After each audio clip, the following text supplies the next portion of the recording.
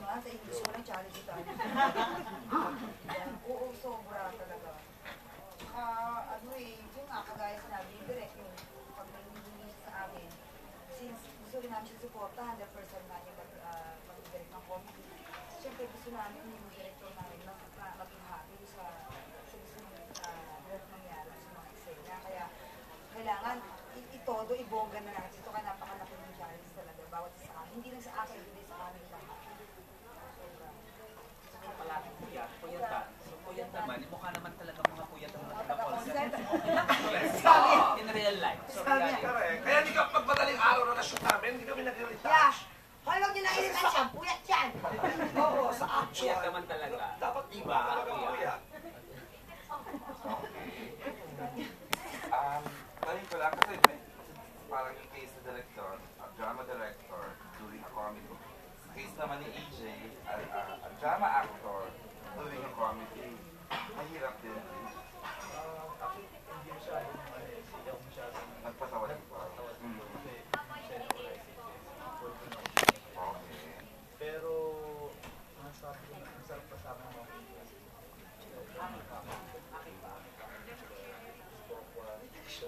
Ano? Gusto na pala kami kasi. Kamambot na. Luluto ka namin. Bading na rin naman, bading ka lang. Baka sakali makakakit. Pag nagpapakababahay ako, wala akong mahagit. Pagpakabading na lang ako.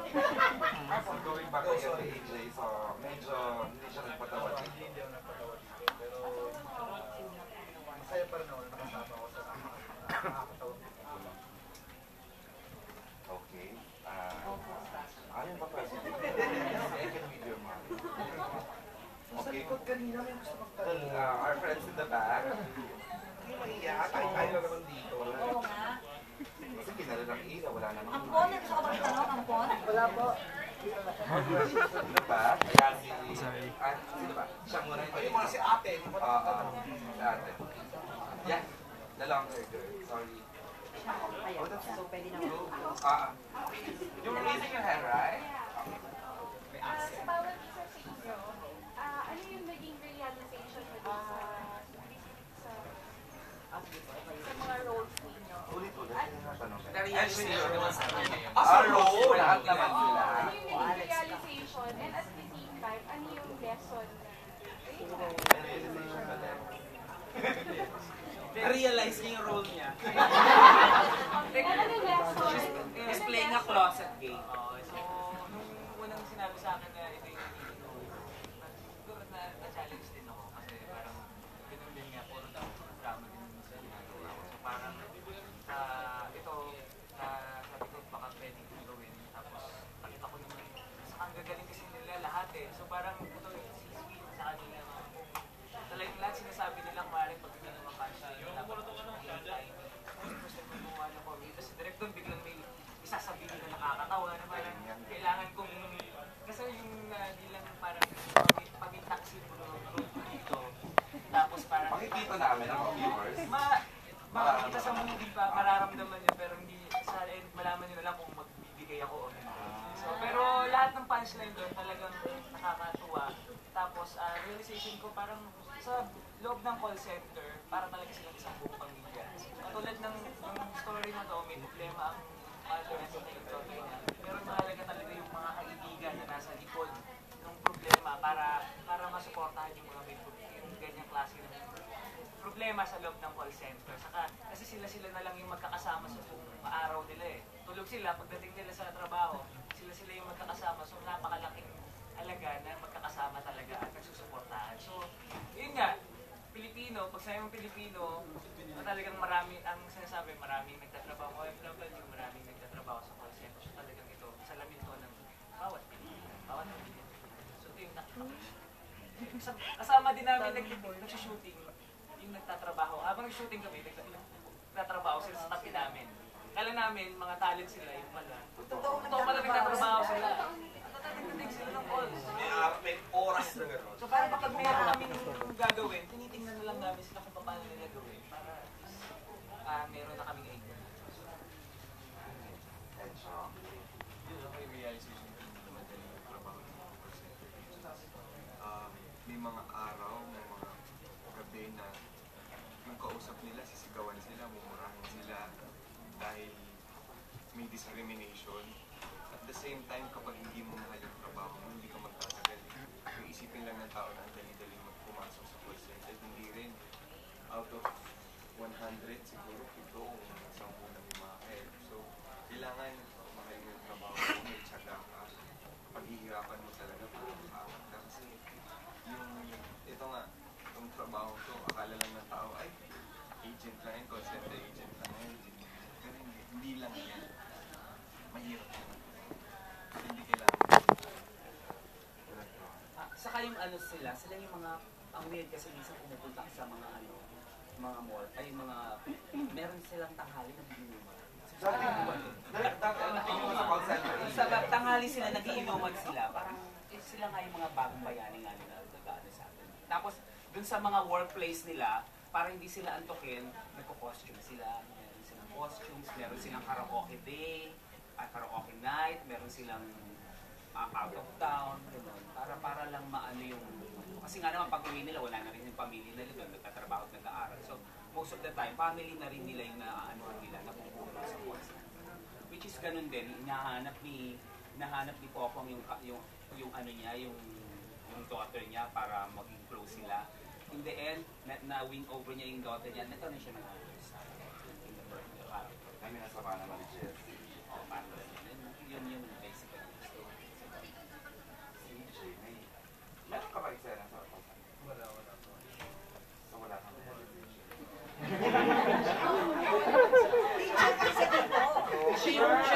Siya yung PE teacher na nanghuhud-hud kay Jess.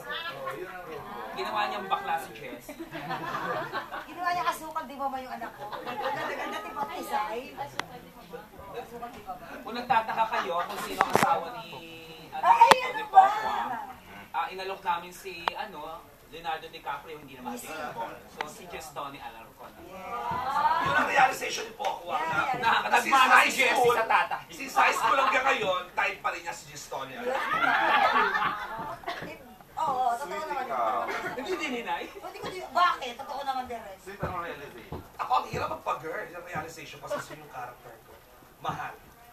Mahal, uncomfortable, suot ng high heels for 8 hours ng duty, umalis ka sa bahay, 10 to 12 hours, high heels, panty, bra, hindi siya ganun, hindi siya biro. So na-imagine ko, ang hirap pala maging babae. So technically yung role ko, kung babae ang sinusuot. Yan, to pay tribute to most of the mga out kasi ng gay sa call center, ganun ka-diverse, mga girl sila, nakapanty, nakabra, pero nakakatawa. Boss, lalaki, pag sumasagot ng call. Pero may namit ko sa Alorica, boss, babae ginagamit niya. Pag kaya mo, ang tunog babae, pwede. Kasi sa case ko, kasi yung original namin plan dapat din na rin. Mukha akong lalaki, pero boss is girl. Dapat sa character na ni Alex yung mukhang guys. Kasi baliktad na natin na rin. Pag girl siya, sin panty, bra, tranny, gano'n. Pero boss David ang pangalan niya kung sumasagot siya ng call. So, yun na-realize ko, ang hirap pala ng pag-girl. Pero na-miss mo. Na-appreciate ko bigla yung mga kaibigan kong bakla na pag-girl na talaga. Nota mo, nakaipit sa panty for 12 hours. Hindi siya biro. Puyat be. Yes, sa pag-puyat na nota. Harasin mo ito. At saka pag gabi na, mas doble ang asim. Kasi nga nakatiklo. Bigla ako na-appreciate yung mga kaibigan kong pag-girl. Bigla ako naawa. Nag-antig yung damdamin ko sa kanila. Napakahirap pala ng ginagawa ninyo. Kaya sila yung disabled. Ano pala yun? Disabled yung mga Pag uwi niya sa bahay, kulay violet na. Correct, may chance. Or sa sobrang tagal, pagkabad mo ng panty, sumama na doon. Mamang ikaw. Realization. Ay, para sa pamilya, sila kasi kailangan talaga teamwork. Tulungan sila. Kasi kung di sila magtutulungan, wala silang ma-achieve. Wala bang competition sa call center field? Meron. Meron. Yun nga yung conflict ni Jessie at saka ni Enchong.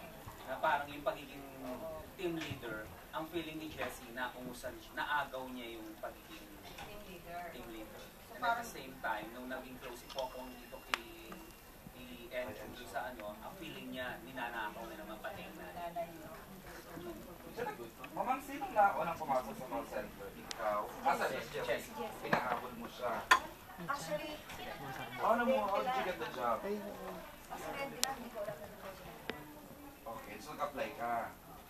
Paano yung process? Tatanggap ka? Pinapakita yun, di ba?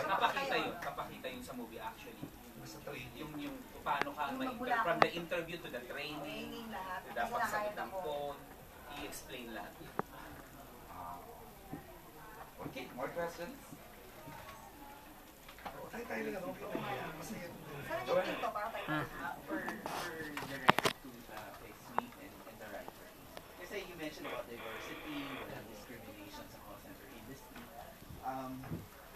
Would you, what is like, ABS naman is known for advocacy, and what can the movie do to further boost the sunshine industry in the Philippines? Because I'm sure, apart from yung nag-struggle yung relationship ng family members, what are, yun nga, yung tinanong ko kanina, what are other probably horror stories or sad stories that you've discovered that you wanna parang probably support and help uplift the people who work in the call center industry? Well, yun na nga, by means of doing a movie like this, we honor them, yung mga taga-call center, para mailabas naman sa mga masang Pilipino kung ano talaga yung nangyayari na hindi pala ganun kadali yung trabaho. And at the same time, yung parang ka sa call center kasi, para rin mo OFW, nakahiwalay ka rin sa pamilya mo eh. Kasi pag uwi mo ng bahay, diba, nagtatrabaho at nag-aaral sila. By the time naman magtatrabaho ka, hindi naman natutulog sila. So, baliktad yung kanilang mundo na napakahirap din talaga. Yung minsan nagigilty ka, may guilt factor ka na parang hindi ko naalagaan yung pamilya ko. Pero kailangan kumita. With regards to, how is it different with ABS as a company? Were you, kasi dito naman din sa ABS wala yung mga discrimination. Ako siguro yun, yung realization ko na napaka-diverse ng call center industry. That is why siguro, parang magbigay hugay ka, sabi nga nila, i-honor mo ang call center, the whole call center industry per se, sa Pilipinas for that matter, kasi bihirang-bihira na ang kumpanya o isang industriya na hindi nag-discriminate, especially in my case, ng LGBT community.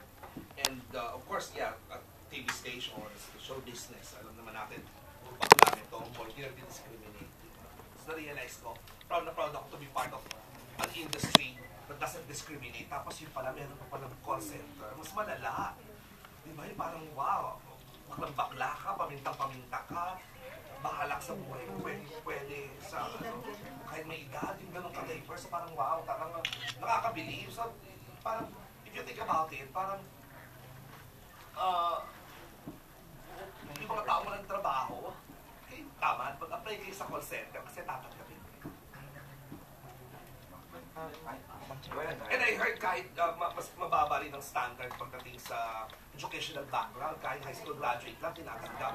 As long as makakapagsalita ka. And Filipinos in general, di ba yan ang talent natin? Especially, machika tayong lahat.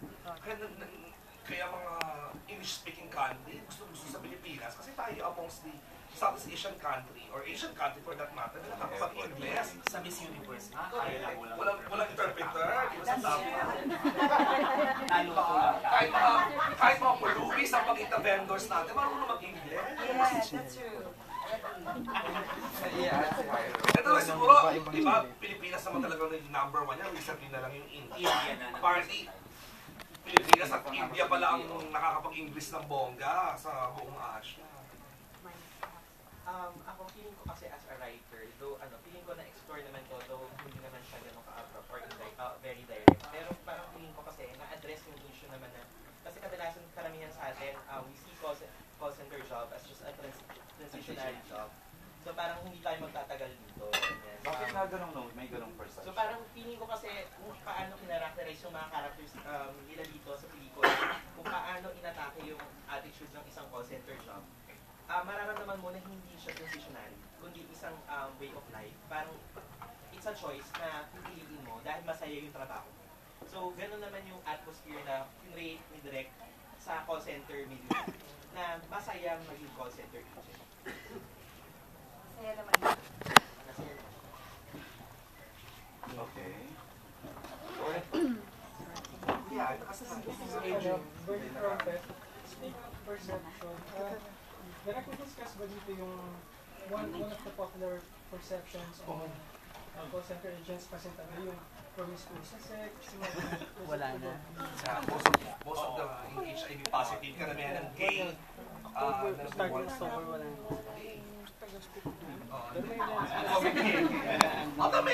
May subtle situation like sa character ni Alex kasi nag-grinder siya. Saka minsan pag yung nawawala ako sa grupo, Booking. Maaga siya nag-out lagi. Ganon. parang nasa isip lang nila. As much as we want to tackle that, Hindi, meron din naman, pero paano lang, subtle lang. Kasi meron yung normally kasi daw dun sa mga fire exits ng mga iba. Yung mga fire exits na yan, doon daw nangyayari yung mga waiting. Pero kaya nung bumababa yung eksena doon, nung bumababa si Jessie, ang feeling niya, akala niya, nakikipag-sexy pokwang doon kay Encho. So, yun, may mga ganon, subtle lang. Kasi gusto namin i-hit yung family na hindi siya yung gusto natin mag-GP siya. Correct. Okay na, Bernie? Okay. Ayun, tanong ko lang, since nagkaroon na kayo ng first-hand experience sa isang call center environment, ano yung tingin ninyo na pwedeng i-improve dun sa ganong nature of work? Are you in the position? Diba? Hindi, I mean, like, in your opinion na, parang, syempre, baka they have something to say. or ano na lang yung, sa tingin yung pinakamasaya na pwedeng pagmayabang ng isang call center agent na wala sa ibang industry? Ano bang pwedeng pagmayabang Yun na, sila yung kumbaga, bukod sa mga OFW, sila yung mga bagong bayani na dapat nating nililingwan. Bakit? Malakas ba sila magpasok ng pera? Yes, yes. Yun ang gusto namin. yung sa industry na malakas magpasok ng kasi dollars din minsan yung pumapasok sa atin coming from So parang OFW din. So sila yung malaking contribution doon sa mga pork barrel na nilulustay ng Correct. Salan yun. Na hindi naman sumasagot. Hindi ko totoo. Sana Let's see. Okay, right. Kung ano kung yung... ano yung Hindi, kasi dito, sa call center, siguro tingin ko, dito walang pretension lahat ng nagtatrabaho. Lahat, kasi walang discrimination, so parang lahat, kaya nilang ilabas yung totoong sila. Saka dito na nga lang sila, ito na nga yung oras na nilalaga nila everyday. So parang lahat sila totoo sila doon. Bading ka, tomboy ka, lahat. So open sa kanila. So yun nakita ko. Saka merong movement yung karera. Yun kasi ninaano kapag sinabi mo na talent, pag sinabi mo na call center, parang agent lang. It's not true. Meron rin siyang hierarchy. Meron kang napupromote ka sa team leader, naging supervisor ka, meron pang dyan napapadala sa ibang bansa. May career path. Oo, may career path siya. So, hindi siya yung ang feeling nila parang ganun lang yung itatakbo ng career. I understand it's a high-paying job. Yeah. Oo.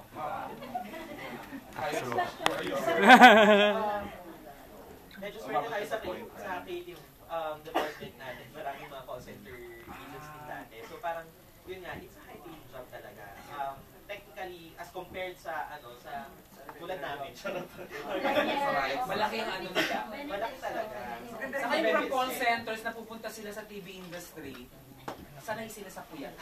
So kami kasi puyat din kami. So sila, sanay din sa Kahit puyat. mga estudyante, mga college students, kung nagtatrabaho, so parang yung mga nagpa-part-time, yung working student, nandun. So parang malaki na nga yung kinikita nila, nakakapag-aral pa sila. Alaga naman sila. Oo, saka meron silang... Spoiled sila. Oo, medical Pagkatapos meron silang sariling May mga benefits din.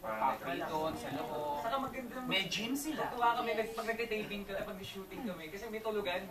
Dapat May quarters. May Meron sila quarter, sa buong kami unan eh. Tulog. Ano, at the aircon Pero siya. hiwalay ang babae sa lalaki. Masarap ang mga food. Ako gusto ko yung diversity, appreciate ko yung diversity ng call center, yung work ethics nila, yung kahit puyat. Di ba, imagine mo puyat ka, tapos pupunta ka pa sa... Binubuhay nila yung coffee industry. Correct? Oo. At saka dahil English skills. Kasi may nakausap ako na parang, alam mo yung, hindi bagay yung laman ng bibig sa, mukha ng bibig sa itsura niya. May ano pa. Kaya talaga ako, oh my God. May accent, may tuwang nung kausap ko. Yung, wow, nakakabilib talaga. Saka, t-shirt lang, kaya ano, nag-iyosi lang kami sa smoking area. Ay, ang taray nito. Why not? Ano sabi pala? Might as well. Kahit si Melanie Marquez, pwede mag-call center. Oo. Nangongga. Nag-train naman din sila kasi. Love it. Okay. Si Jairo ng MOR 101.9 sa Yes po. Hypothetical. Ah, sige. Hypothetical question lang po. Siyempre po, di ba, for call center girl na movie, in the future po kaya, meron bang chance sa inyong mga actors na nagsipaganap dyan na maging part ng BPO industry, na mag-call center din kayo in the future? May mga actors akong makakilala na rin. Diba si Natasha, nag-ano rin, yung isa sa mga ano na. I think Alex Medina, try. I'm sure they wouldn't mind, pero we'd like to hear from them. Si Ensong. Kasi ito politician, public service, tapos actor. Ano chances na... Para maganda yung headline. Wow, gusto ko lang Wala naman imposible. Saka, tingin ko naman yung trabaho ng call center is talagang respeto ang trabaho. So, lahat kami bilang sa kabataan na katulad ko, hindi ko sinasarado yung sarili ko na ibababa ko yung sarili ko kung mag-call center ako. Pwede ko basta alam ko na it's an honor. Ang trabaho ko legal at pinapakain ko sa pamilya ko, pinaghirapan ko. Tama. Si Enchong kaya. Siguro Saan mo pa ilalagay? Kung mo po ilalagay, busy na siya eh. Gagawa siya ng sarili. Sa building mo. Might as well, Hindi, kasi Siya yan eh. parang dalawang gabi or three nights ago, tumitingin ako ng parang lucrative business sa Philippines na hindi nalulugi. Or kung lang malulugi man there in naman is a call center. Brainy. Malay mo, hindi na US based, Chinese based. Chinese na yung mga sumasalit. Ikaw direct. Parang mas madali mag-parlor. Pwede ka rin naman habang nagpa-parlor, nag-ano ka. Multitasking, di ba? Pwede naman. Siguro ako Pero ang hirap, siguro, oo. Diba? Ako sosyo na lang kami ng Encho. Sosyo na lang ako. Ayaw mo umupo talaga dyan. O, saka hindi malulugi yung ano. Pag ako kasi baka malugi, di ba? Kasi di ba, pati yung mga inambubuisit sa atin sa credit card, yung parang araw, natitrace ka kung saan-saan ka. Call center pala yun. Sa daming beses nila, 10 beses isang araw kang sasabihan sa ano, credit card. Ako pwede, pero doon ako sa dial 2 for Tagalog instructions. Malay mo in the future. Mahirapan yata ako pag foreigner yung kausap ko. Meron kong gusto sabihin ng hindi mo. Minsan mahirap ko ganun. In the future, magkaroon na ng confession via, di ba, call center. Father, forgive me for us. Bibigyan na sa inyo. You'll never know. Okay yun. Di ba kayo, tumatawag ka, dial 1 for English, 2 for Tagalog, 3 for Taglish. Pwede ako doon sa dial 2 or 3. Pero huwag naman sana na call center na yung Lisa. Parang pangit naman. Si EJ kaya, do you see yourself? Ako naman siguro kahit hindi ko witness yung buhay ng mga call center.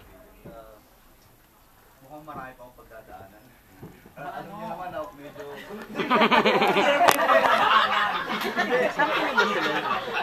Example sila na mag-interview. Oo, Kaya kabagay tayo, di naman kayo mag-Ingles. Hindi, siguro yung may kaibigan ko, kamag-anak ko, supportahan ko na lang. Nag-apply sila ng call center. Oo, pero ang acting naman is like learning. Oo nga, pero... Matuturuan kitang mag-English. Tapos encourage nila yung family members niya to try the call center job. Okay. We're down to our last two questions, siguro.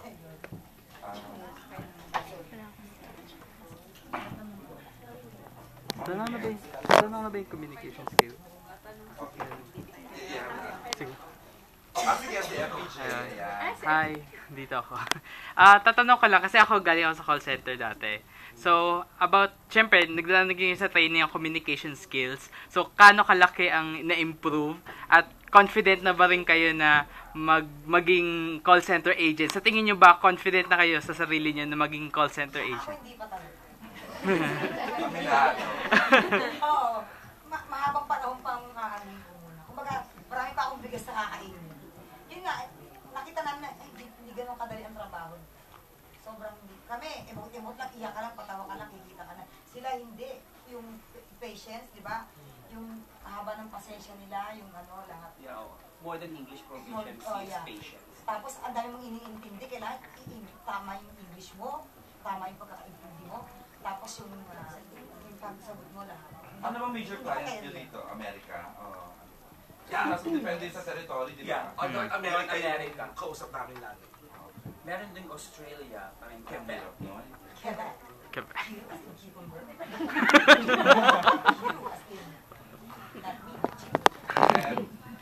C as in silver. C kaya? Ano yun? Ako hindi. Oo. Honestly, inaral ko lang yung role ko talaga. So, tapos ako, medyo mahirap yung nagdadaanan. Kasi pag-study lang ng role ko dito, parang medyo nahihirapan ako. Parang kung sa actual na tunay na buhay pa, ayun ako, good luck sa mga. So sweet habang nagkikwento ng role, yung nasa hita ni Anthony.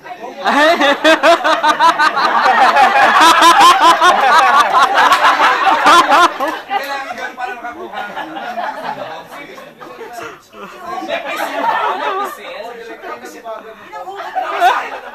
ano ba naman yan? Yan yung instamps.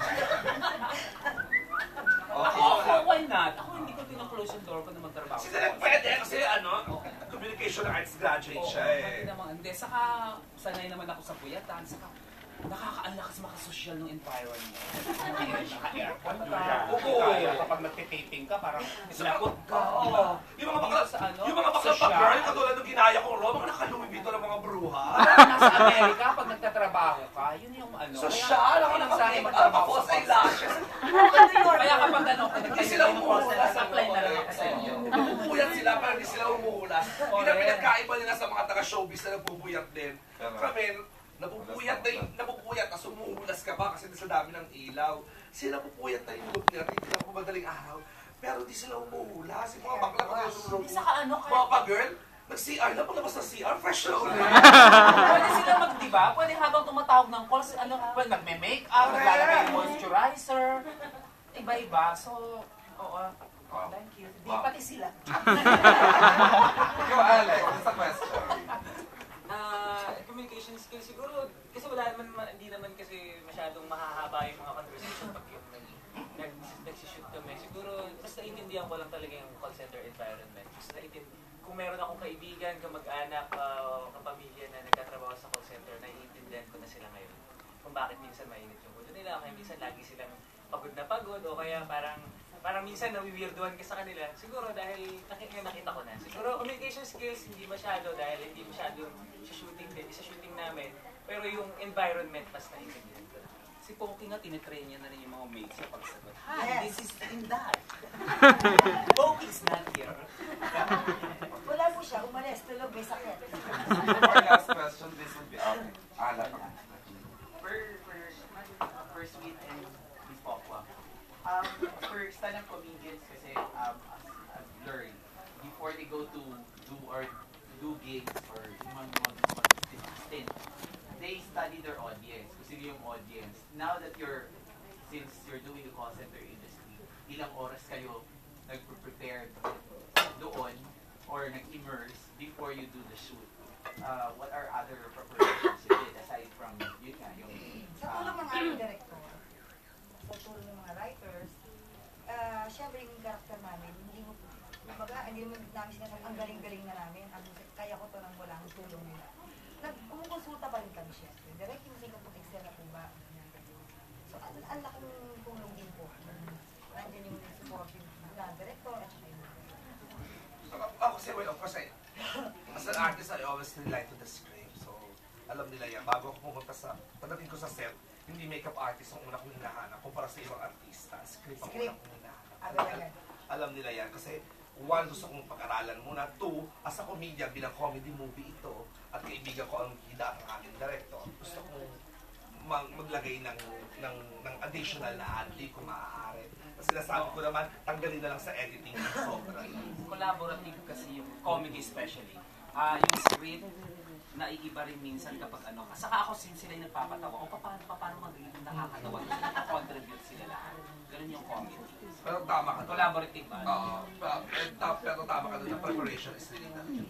Sa lahat, hindi na sa stand-up, sa movie, sa lahat. Lahat ng ginagawa. Magpe-prepare ka, I'm sure. Nag-prepare ka bago pumunta, inisip mo anong tatanungin mo sa akin. Okay, thank you. Our last question. I'm asking for you that. Mama, sa call center agent ka dito. Pero Hindi. medyo sexy. Like din po yung pagiging mother. Ayun na, maganda yan. What can you share po sa mga mother ngayon ng mga call center agent? And yung lesson na may babahagi ng pelikula ito sa kanila, mostly sa Maraming nanay. Marami rin. Ako na po kasi may mga nakausap din ako mga kagaya kong nanay na nagtatrabaho doon ng call center. Hindi importante yung physical appearance para mapakita mo yung pagmamahal sa pamilya. Kasi yung palang nagpapakabuyat ka, diba? Isang malaking pagmamahal na yung patunay sa pamilya. Gagawin mo lahat para sa kanila. Is ganun din naman yung mga OFW na nanay na sakripisyo yung lumayo. Yun nga, ginagawa nila yun para magkaroon sila ng magandang kinabukasan. And kailangan lang talaga, supportahan natin sila, lalo sa pamilya. Intindihin natin sila kung bakit sila wala lang sa tabi natin. Hindi naman sila yung umigimik lang, hindi naman sila yung rumarampa lang. Kailangan nilang, especially sa mga single mom, may mga single mom ako nakausap na nagtatrabaho doon, na kailangan talaga nilang supportahin at pangunawa. Na pasensya na kung hindi tayo nakikita, gusto ko lang bigyan kayo ng magandang buhay.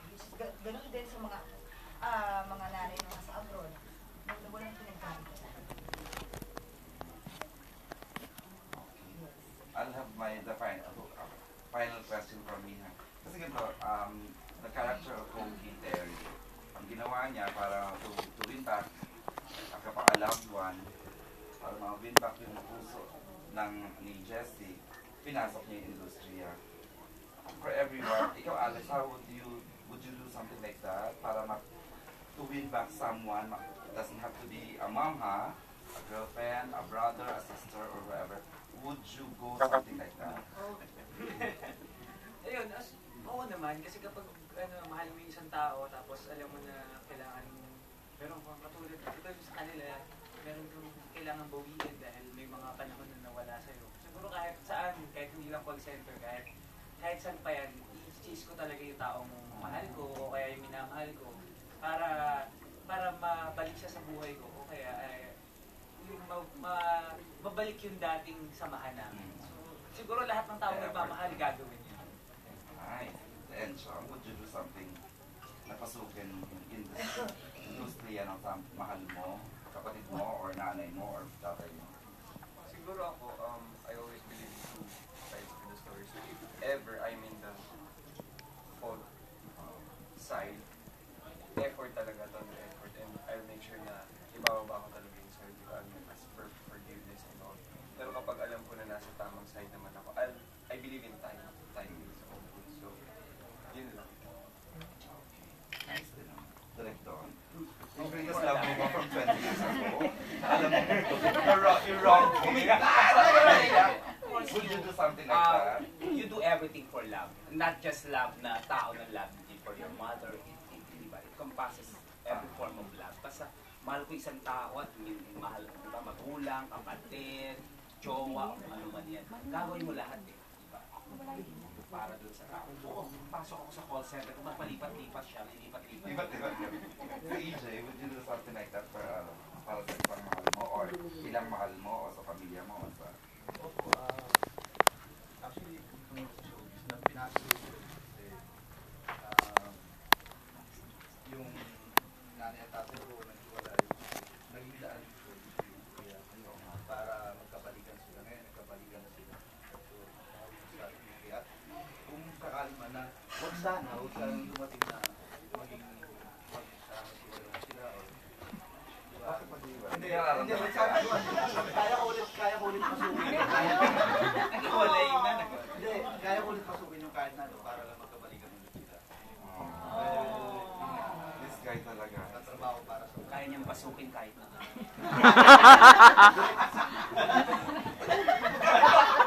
Alam mo, magkapit bahay kami ni EJ sa Project 8. Pasukin mo nga bahay ko. Nanakawan ka, Swift. Medyo may na... Hindi ba okay ka? Hindi, dati naman. bago pumasok sa PBB. Pero ngayon, awa ng Diyos. Okay. That's good. Si Sweet, kaya mo bang hindi? Paglaban. Based on my own personal experience, I don't exert effort to win back people who doesn't like me or who wrong me. May God forgive me. Well, ginawa ko in the past, kaya ngayon, I have to say na hindi na. I would rather concentrate to the people that loves. No. Hindi na ako mag-e-exert ng effort. Ayaw nyo sa akin, bye. Ganun na ang pananaw ko sa buhay ngayon. Kasi minsan, pag nag-e-effort ka sa mga taong wronged you or hindi nagkasala sa'yo, hindi ka na gusto, nakapapabayaan mo yung mga tao na mahal ka. Yes. So, ayaw mo sa akin, bye. Dito na ako sa mga mahal. Sorry ha. Yung daddy mo is in the business. You were in college. Oh, gano'n, diba? Deliberate ba yung pinasok mo yung showbiz? Ay, hindi. Parang... Hindi, HRM of course ko ng college eh. Hindi. Wala lang. Mga isang araw dito na ako. Hindi naman nangyayari. Pero yun yung mga, yun, well, funny that you mentioned it. Siguro yun, isa yung number 1 yan sa listahan ko na nakita ko yung manifestation na ang nanay ko nag-exert ng effort na habulin yung tatay ko tuwing himba. To the point na napabayaan niya ako, yung ate ko, yung kaka-effort niya, lahat ginawa niya, napabayaan niya ang sarili niya, yun ang number 1. So, the rest ko. Ayun, may ganda ko ugali, sabi ko kanina earlier, di ba, magka-ugali kami ng nanay ko. Nung araw talaga, grabe ang effort ko sa mga taong nawawala sa akin, yung meron akong kaibigan na nagtampo, yung kulang na lang, magsayaw ako, tumambli, kumain ng amoy, pero ayaw pa rin sa'yo. So, na-realize ko, okay, nag-sorry ka na, ayaw talaga. So, ngayon na-realize ko na, okay, yung mga taong naging salbahe sa akin or ginawan ako ng masama, hindi ko na kayo e-effort kasi by doing so, nakakalimutan ko. May tendency mapapaya ko yung mga taong tunay na nagpapahal sa akin. So far, in the past 5 years, yung pamantayan ko sa buhay, okay na. Thank you, Sweet. Ganda. At si Mama, hanggang saan kaya mong gawin? Ito matyaga ito eh. Hanggang saan ang kaya mong gawin para habulin si Si Tony. Kapit-bahay ko din yan, taga-Rizal yan. At sa pasyon, kapit-bahay ko siya malapit. Sumadali akong manunok sa asawa. Then you're compared naman for Just Tony. Incidentally, Just Tony alert. Inspired. Her husband. Ano yung kaya kong gawin para lang kaya, saan ka amount of effort na gagawin mo to win back a loved one, to make it up for her, or for him, or for them? Ito po kasi ang panahon ko ngayon sa akin. Siya na lang yung nag-iisa talagang inspirasyon sa buhay namin. Kasi alam niyo naman, di naman po naging maganda yung relasyon ko sa mga tatay nila. So, i-win back ko pa po yun. Nang ginawa akong battered wife, hindi na siguro. Ibigay ko na lang yung panahon ko ngayon na meron dun sa anak ko. Na lumalayo sa'yo ngayon, hindi naman. Ay, hindi naman. Masamakin nila, di ba? Nila lang. May walay na. Kasi sobrang, sorry po, pero sobrang happy talaga ako ngayon. Sobrang saya-saya ko ngayon dahil pag-aaral ko yung anak ko, sa tulong ko ng trabaho ko. Yun yung lahat, di ba? Parang, yun na lang siguro yung ano ko. So, Wala akong ibibigay. no one to win back. Ayaw ko na ibalik yung mga suntok sa akin. Ayaw ko na ibalik. Okay okay na ako. Sobrang saya-saya and blessed. Yun na lang. Siguro yung mga, i-share ko na lang yung kung ano meron. Blessed. Okay with that. Thank you for coming, everyone.